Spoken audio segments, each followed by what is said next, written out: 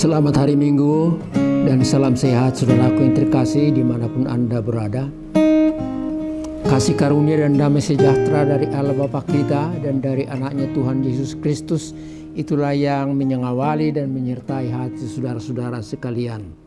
Mari kita dengar firman Tuhan yang diperuntukkan untuk hari ini, tertulis dalam kitab Yakobus pasal 5 ayat 13 hingga ayat 18. Saya akan bacakan untuk kita semua. Kalau ada seorang di antara kamu yang menderita, baiklah ia berdoa. Kalau ada seorang yang bergembira, baiklah ia menyanyi. Kalau ada seorang di antara kamu yang sakit, baiklah ia memanggil para penatua jemaat, supaya mereka mendoakan dia serta mengolesnya dengan minyak dalam nama Tuhan.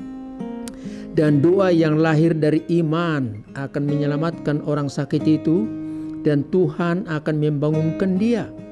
Dan jika ia telah berbuat dosa, maka dosanya itu akan diampuni. Karena itu hendaklah kamu saling mengaku dosamu dan saling mendoakan supaya kamu sembuh. Doa orang yang benar, bila dengan yakin didoakan, sangat besar kuasanya.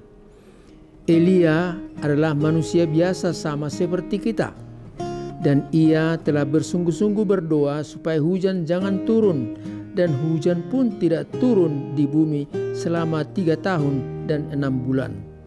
Lalu ia berdoa, dan langit menurunkan hujan, dan bumi pun mengeluarkan buahnya. Sampai di situ peruntukan firman untuk kita yang terkasih dalam Kristus Yesus.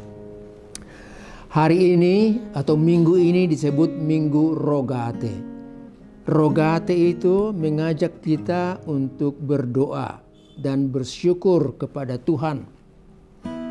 Setiap saat dan setiap keadaan kita diminta untuk berdoa kepada Tuhan. Kita diminta untuk menyerahkan pergumulan hidup kita. Kita diminta juga untuk menyerahkan apa yang kita rindukan dalam perjalanan hidup ini. Saudaraku yang terkasih, doa itu dialamatkan kepada Tuhan, bukan kepada dewa atau kepada orang-orang yang punya keterampilan khusus, punya jimat, tapi doa itu dialamatkan hanya satu, yaitu kepada Allah yang Maha Kuasa.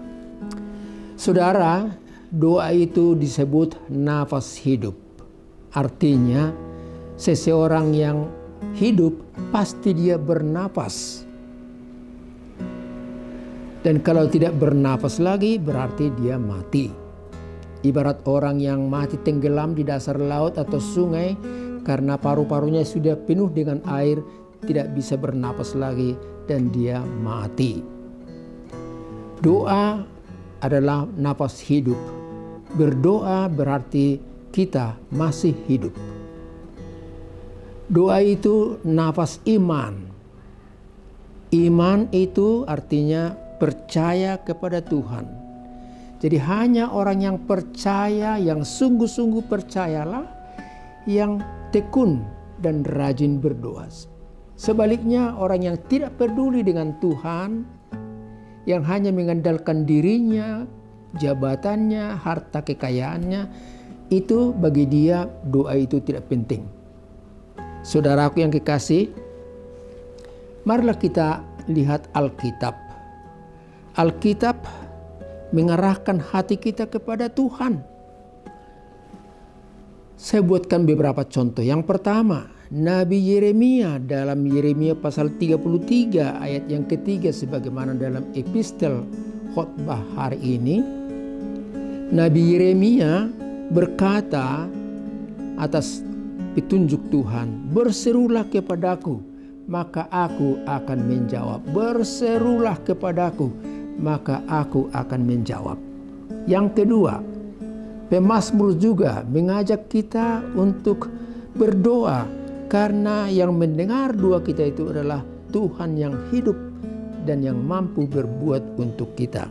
Dikatakan dalam Mazmur pasal 145 ayat 18, Tuhan dekat pada setiap orang yang berseru kepadanya dan dalam kesetiaan. Tuhan dekat kepada orang yang berseru kepadanya dan dalam kesetiaan.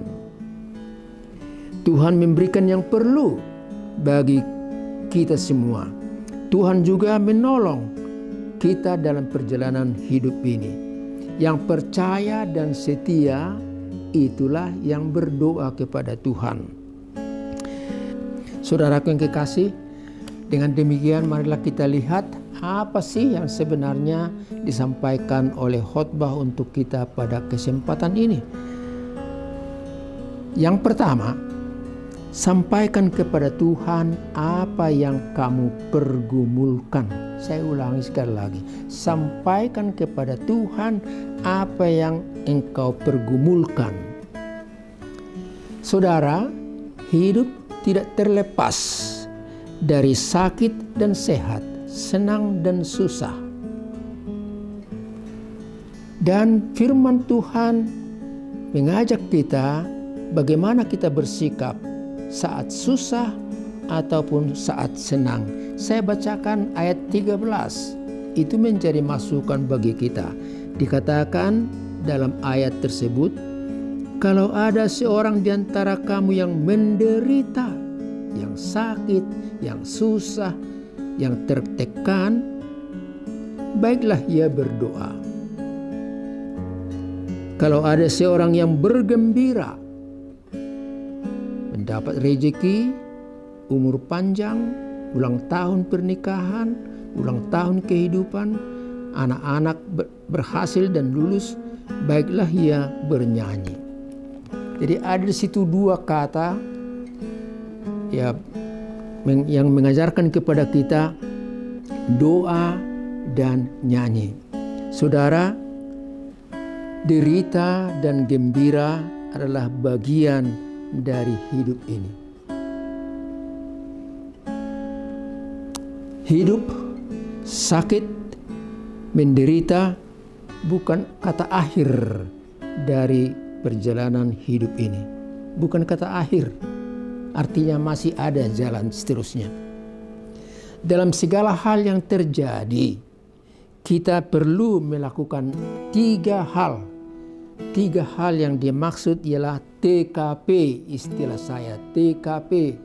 Saya panjangkan atau saya jabarkan 3 TKP itu ialah tabah, kerja, dan pengharapan. Tabah, kerja, pengharapan. Itulah rumus hidup ini. Itulah juga menjadi dasar kehidupan orang yang beriman kepada Tuhan. Orang yang berdoa kepada Tuhan. Dia tabah. Dan karena tabah, dia bekerja. Dan karena dia bekerja, dia mau dan hidup berpengharapan. Kita lihat beberapa contoh yang sederhana dan praktis. Yang pertama, Alkitab mengatakan, lihatlah petani itu. Lihatlah petani itu. Bagaimana maksudnya? Petani itu tabah, tekun, bekerja, mengelola sawah atau ladangnya, berkeringat, menahan panas atau hujan. Dia bekerja terus. Oleh karena apa? Oleh karena dia berpengharapan. Pengharapannya apa? Nanti satu waktu akan tiba panen dan saya akan menikmati hasil pekerjaan saya oleh berkat Tuhan. Saudaraku, lihatlah petani. Dan karena itu juga kita yang tinggal di ibu kota ini, yang pegawai ataupun karyawan ataupun angkatan sipil dan lain-lain, lihatlah petani itu. Yang di desa itu, bagaimana dia bekerja, tekun, sabar, dan berpengharapan. Contoh yang kedua, tentang tabah, kerja, dan berpengharapan ini. Contoh yang kedua, kita lihat Ayub.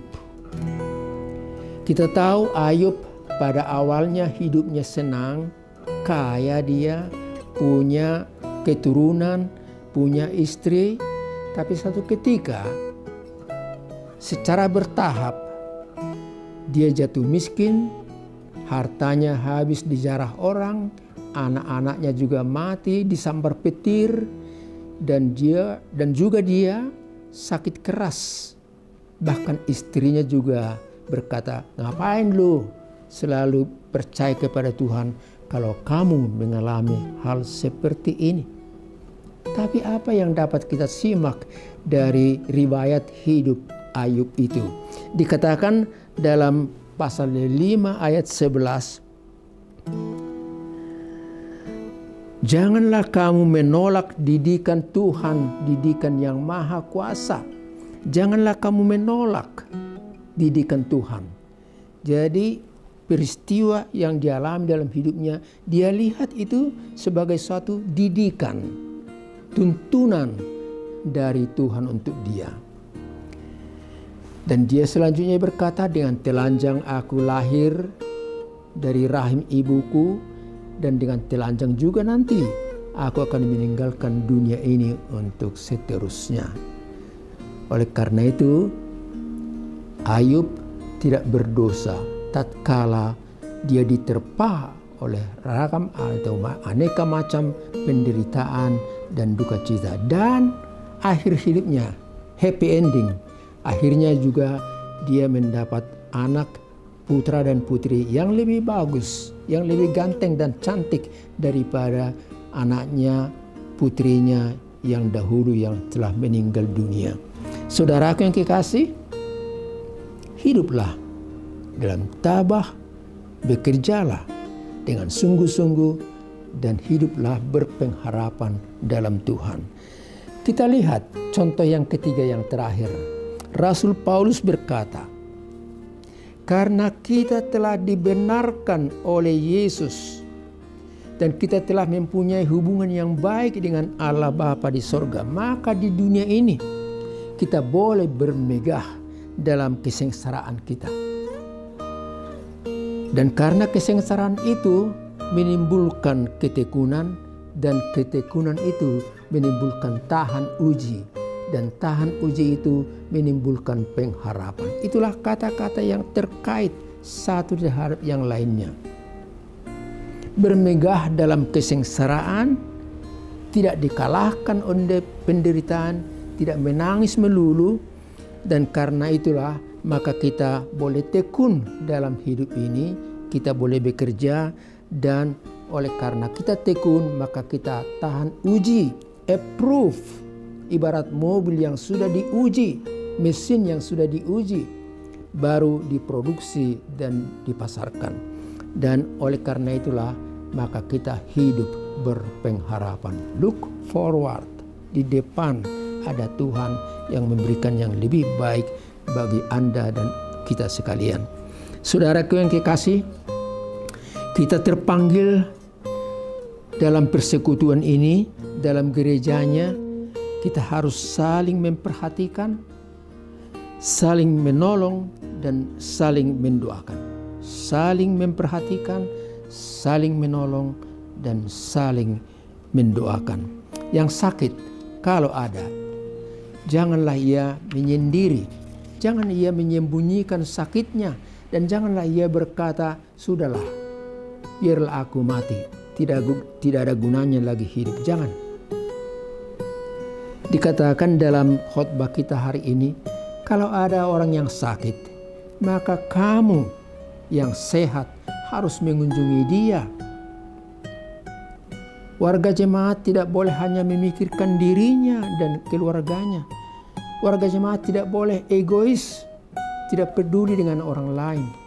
Tapi sebagai warga jemaat yang bersaudara dalam Kristus, yang seiman dalam Tuhan, mereka harus saling mendoakan dan saling mengasihi. Saudaraku yang terkasih, kita diajak untuk hidup dalam kesaksian, pertolongan, dan juga persekutuan. Saya sebutkan dalam istilah yang sering kita dengar, kita terpanggil hidup dalam diakonia, berdiakonia, bermarturia. Berkoinonia artinya bersekutu sebagai anggota jemaat Tuhan. Berdiakonia artinya mau menolong teman yang lain, teman seiman dan orang lain. Dan juga berkesaksian, mau menunjukkan arti kekristenan dalam hidup ini untuk juga orang lain. Saudara yang kekasih, dilanjutkan dalam nas ini, karena itu penetua jemaat. Dan saya jabarkan lebih rinci, penetua jemaat yang dimaksud untuk tahun sekarang ini, tahun 2022 ini ialah pendeta, guru jemaat, evangelis, diakones, Bible Pro, dan penetua. Hendaklah mereka juga mengunjungi anggotanya yang sakit, mendoakan mereka, dan mengoleskan orang yang sakit itu dengan minyak urapan. Tapi saya perlu mau tambahkan, penyembuhan bukan terletak dalam minyak urapan tersebut. Penyembuhan itu adalah hak prerogatif Tuhan. Penyembuhan itu kuasa Tuhan. Tapi kita berdoa dan Tuhan melihat doa orang yang benar itu sangat berkuasa untuk kesembuhan seseorang. Doa bukan untuk menonjolkan atau memamerkan diri. Penyembuhan bukan untuk menonjolkan diri kita, siapa kita. Sehingga kita melakukan penyembuhan dalam satu stadion yang besar, dalam satu jemaat yang puluhan ribu orang berkumpul. Tapi kita melakukan penyembuhan dan doa di rumah anggota sendiri atau bersama-sama dengan keluarganya. Mari kita akhiri renungan ini. Berdoalah kepada Tuhan dan biarlah kehendaknya yang jadi. Berdoalah kepada Tuhan dan biarlah kehendaknya, kehendakmulah yang jadi. Saudara, dua permohonan dan menaati kehendak Tuhan adalah bagian dari Alkitab, bagian dari pendidikan untuk kita. Satu pelajaran yang sangat berharga tatkala Tuhan Yesus berdoa di Taman Getsemane, di dalam pergumulannya, di dalam penderitaannya, di dalam ancaman hidupnya. Apa doanya? Dikatakan, "Ya Bapakku, jikalau sekiranya mungkin, biarlah cawan ini lalu daripadaku, tetapi bukan kehendakku, kehendakmulah yang jadi." Bukan kehendakku, kehendakmulah yang jadi. Itulah pelajaran yang berharga untuk kita bila kita berdoa, bila kita dalam suasana penderitaan, sedih, menangis, merasa tertekan, dan hal-hal yang seturut dengan itu. Katakan dalam doamu, "Kalau boleh Tuhan, jauhkan ini daripada aku, tapi bukan kehendakku, kehendakmulah yang jadi." Itu dapat kita lihat dalam Injil Matius pasal 26 ayat 39. Doa, permohonan, dan ketaatan itulah menjadi pelajaran yang berharga bagi kita, seturut dengan apa yang dilakukan oleh Tuhan Yesus. Saya akhiri renungan ini. Saya akan bacakan apa yang dikatakan dalam Kidung Jemaat 460, dan saya harap itu juga menjadi masukan bagi Anda sekalian.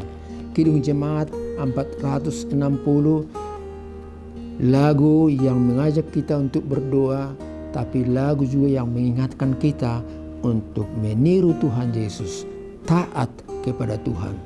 Syairnya demikian. Ayat yang pertama, "Jika jiwaku berdoa kepadamu Tuhanku, ajar aku terima saja pemberian tanganmu, dan mengaku seperti Yesus di depan sengsaranya. Jangan kehendakku Bapa, kehendak-Mu jadilah. Pada bait yang kedua dikatakan, apa juga yang kau timbang baik untuk hidupku, biar aku pun setuju dengan maksud hikmat-Mu, menghayati dan percaya walau hatiku lemah. Jangan kehendakku Bapa, kehendak-Mu jadilah. Sampai di situ pertemuan kita pada kesempatan ini. Kita ketemu lagi minggu depan. Anda sehat, aku juga sehat. COVID-19 ini segeralah menghilang dari bumi Indonesia, bahkan dari dunia ini. Tuhan memberkati Anda dan aku juga. Dan kita sampai ketemu minggu depan. Amin. Mari kita berdoa. Terima kasih Bapa kami yang di sorga. Engkau membimbing kami melalui firman-Mu hari ini supaya kami berdoa. Bila kami sakit, bila kami menderita, bila kami merasa tertekan, bila kami merasa susah dan gelisah dalam hidup ini, Tuhan mengingatkan kami supaya kami berdoa dengan sungguh-sungguh, dengan benar kepada Tuhan. Tuhan mendengarkan doa orang yang benar sebagaimana Nabi Elia tempo hari berdoa. Dan Tuhan juga mengabulkan doanya untuk tidak turun hujan, dan kemudian satu waktu Elia berdoa supaya hujan turun dan Tuhan juga setuju. Biarlah kami juga dalam hidup ini Tuhan mendengarkan doa-doa kami, dan bila ada teman kami yang sakit, mampukan kami untuk menolong mereka, mengunjungi mereka, memberikan apa yang dibutuhkan semampu kami. Dan biarlah Tuhan juga membimbing kami bahwa apapun yang kami lakukan saat kami berdoa, pengolesan minyak dan doa yang bertalu-talu, sesungguhnya Tuhan, kuasa-Mu lah yang terjadi. Ajarlah kami untuk seturut dengan kehendak-Mu. Kami berdoa untuk keluarga kami masing-masing, anak-anak, cucu kami dimanapun mereka berada. Tuhan menyertai mereka. Kami berdoa juga untuk gereja-Mu, para hamba Tuhan. Tuhan berkati di mana mereka melayani. Kami juga berdoa untuk negara kami, pemimpin kami, dari tingkat yang tertinggi sampai yang terendah. Tuhan berkati mereka agar kami warga di negara Indonesia ini boleh semakin bersuka cita, rukun, damai, saling menghargai. Terima kasih Tuhan, kami percaya Tuhan mendengarkan doa kami dalam Kristus Yesus, penebus kami yang hidup. Anugerah dari Tuhan kita Yesus Kristus, kasih setia Allah Bapa, serta persekutuan dari Roh Kudus bersama dengan saudara-saudara sekalian